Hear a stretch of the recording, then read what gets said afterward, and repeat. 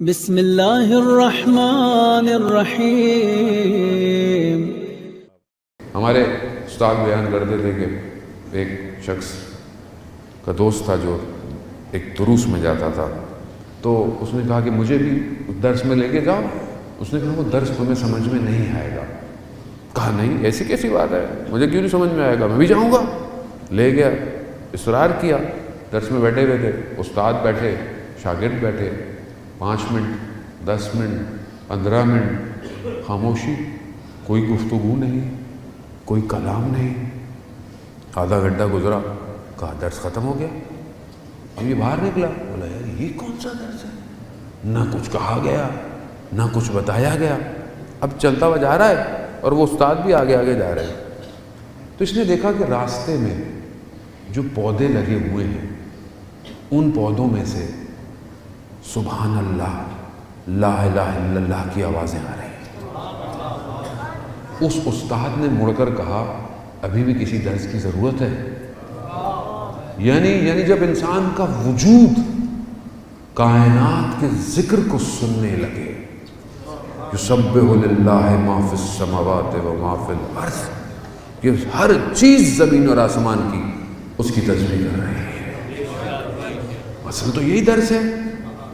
اب یہاں پر ملائکہ نور الہی کو عرش الہی پر، اللہ کیا حدیث ہے، کچھ نور کو دیکھا ملائکہ نے عرش پہ، اور اس سے پہلے کہ ان نوروں کو سجدہ کرنے لگتے ان انوار نے تسبیح اور تمجید شروع کر دی ان انوار میں، اور اس تسبیح اور تمجید سے ملائکہ نے سیکھا کہ خدا کی تسبیح کیسے کرنی ہے۔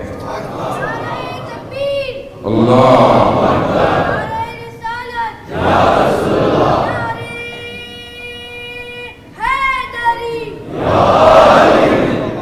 یعنی ان انوار نے ملائکہ کو سکھایا کہ تسبیح کیسے کرنی ہے، ذکر کیسے کرنا ہے۔ یہ جو پوری کائنات ذکر کر رہی ہے، یہ ذکر ان انوار کی وجہ سے ہے۔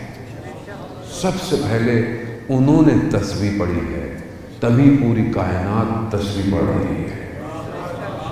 اب آپ جتنے امام کے قریب ہوں گے آپ کو یہ تسبیحاں سنائی دیں گی۔ وہ بلند کریں اپنے آپ کو۔ اب انسان اگر اپنی زندگی میں ان اذکاروں کو نہ سن پائے تو پھر اس نے کیا سنا؟ دنیا جان کی باتیں سن رہا ہے، تہمتیں سن رہا ہے، غیبتیں سن رہا ہے، پتہ نہیں کیا کیا سن رہا ہے، لیکن ان ذکروں کو نہیں سن رہا جسے کائنات کر رہی ہے۔ آیت اللہ قاضی طباطبائی رضوان اللہ تعالیٰ علیہ کہ جو اس مقام پہ تھے، کہ جو خود کہتے ہیں کہ جب ظہور ہوگا تو جو امام سے سوال پوچھے جائیں گے میں ان سوالوں کو جانتا ہوں۔ اس مقام پر کہاں سے حاصل کیا؟ فجر سے پہلے 1 گھنٹہ نجف کے نگلستان میں نماز تہجد کی، قیام اور قعود میں خود کہتے ہیں کہ جب میں پڑھتا تھا تو میرا آس پاس سب منقطع ہو جاتا تھا اور مجھے عرش الہی کے اذکار سنائی دیتے تھے۔ خوب انسان پہنچ سکتا ہے اس مقام پر، کیوں نہیں پہنچ سکتا؟ خدا نے منع تو نہیں کیا۔ خوب جب آپ اپنے آپ کو دنیا سے خالی کریں گے، اور ہمارے ایک بزرگ بڑی اچھی بات کہتے تھے، جب تمہارے شکم دنیا کی غزالتوں سے خالی ہوں گے تو تمہیں آسمانوں کے ذکر سنائی دیں گے۔ اب انسان نے تو پر اتنا کیا ہوا اپنے آپ کو، جو ہے کھاؤ، اب یہ بھی نہیں پتا حلال ہے حرام ہے، شبہے کا ہے، کنفیوژن ہے۔ کتنا انسان کو احتیاط کرنی پڑتی ہے کھانے پینے کے معاملات میں، اس لیے احکامات ہیں کہ رات کو کتنا کھانا چاہیے، کب کھانا چاہیے۔ لیکن یہ چھوٹی سی چیزیں، میرا وقت نہیں کہ میں ان آداب کا ذکر کرتا جو حضرت سیدہ نے کھانے کے لیے کہے ہیں، بس ایک جملہ کہوں گا اگر آپ درک کر جائیں۔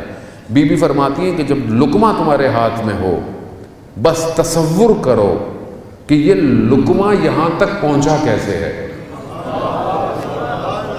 اب اگر کوئی سبزی ہے مثلا یا اگر کوئی گوشت بھی ہے تو یہ سبزی کیسے نکلی ہوگی؟ یعنی اتنا تیزی سے تصور کرو کہ خدا نے روشنی بھیجی، پانی بھیجا، زمین زرخیز کی، زمین سے یہ باہر نکلا، یہ تناور درخت بنا یا یہ پھل بنا یا یہ سبزی بنی، پھر کتنے جگہوں سے ہوتی ہوئی تم تک پہنچی ہے اور یہ تم کھا رہے ہو۔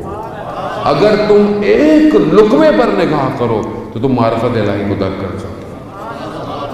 ایک لقمہ انسان کا معرفت دے سکتا ہے۔